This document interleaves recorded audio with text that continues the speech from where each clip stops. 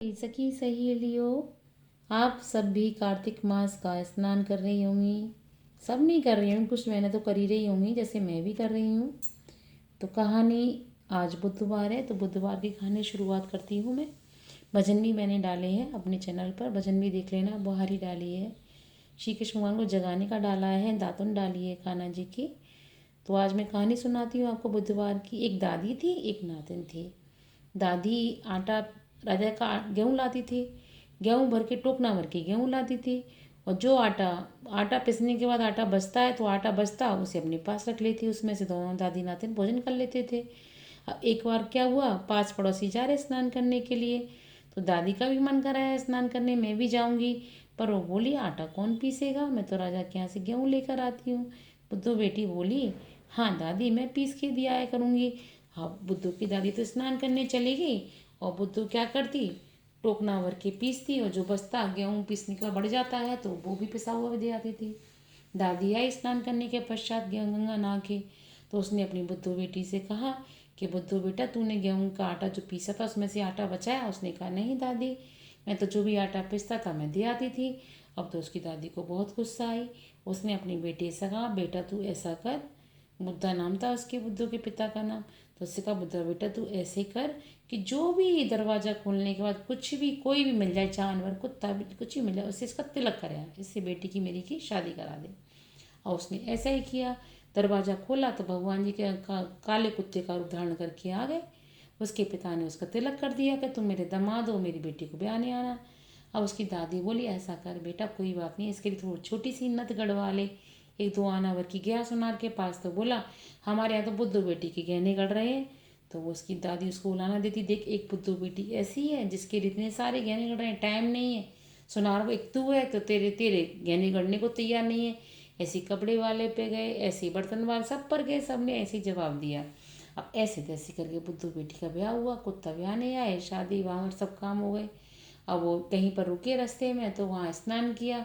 तो कुत्ता जी बोले कि बुद्धू जी तुम नहा लो क्योंकि हम तो पानी गंदा कर देंगे। बुद्धू रानी बोली नहीं, आप मेरे स्वामी हो चाहे किसी भी रूप में हो, पर आप पहले स्नान करें उसके बाद मैं स्नान करूँगी। तो कुत्ता जी ने स्नान कर लिया, कृष्ण रूपधारी कुत्ता जी ने।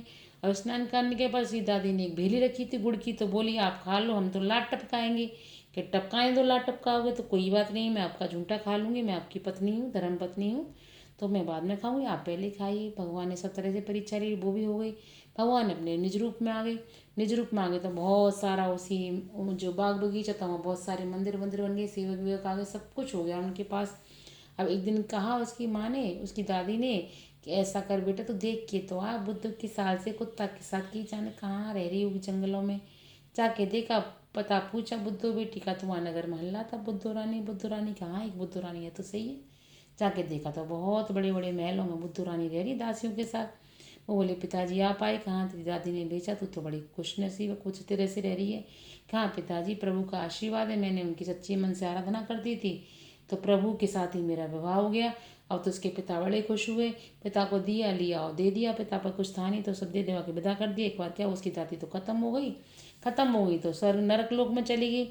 नरक लोक में चली गई तो एक बार नारद जी है उनके पास में। नारद जी बोले बुद्धू बेटी, तो मैं तुम्हारे स्वामी जी भगवान जी तुम्हें एक कोठरी का ताला ला के रखते हैं, उसकी चाबी नहीं देते तुम्हें। अब वो शाम को कृष्ण भगवान आए तो बुद्धू बेटी बोली आप मुझे उस ताले की चाबी क्यों नहीं देते, उसे तो खोल के दिखाओ। देखा तो उसमें एक बुढ़िया चिल्ला रही कि ये कौन है, कि तुम्हारी दादी। कि वो क्यों चिल्ला रही, उन्हें को नरक दिया कि वो चोरी करती थी इसीलिए, कि मोसी नाते न तुम जैसे न दमा तो भी मेरी दादी इसमें पड़ी रहे, नरक में चिल्लाती रहे तो गलत है ना। स्वामी आपके दर्शन भी कर लिए अब तो मेरी दादी ने, अब तो इन्हें स्वर्ग दे दो। तो भगवान ने बुद्धू बेटी की दादी को स्वर्ग लोक में भेज दिया।